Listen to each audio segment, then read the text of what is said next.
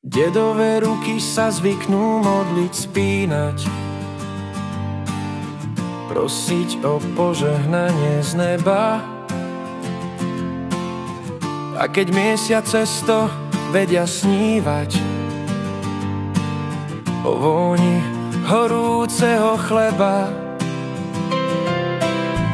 hladkajú každú tehlu, punc rozlúšťa prstami, pobijú sa so životom zaťatými pesťami.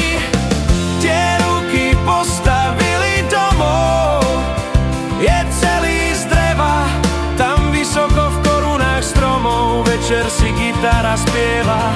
Otočte ruky hore dlaňami, boli posiace mozolmi, tryskami a ranami, hrali sa s pílkou, oblíkom, dlátami. Ale najradšej zo všetkého aj tak zarábajú skvelý tatarák.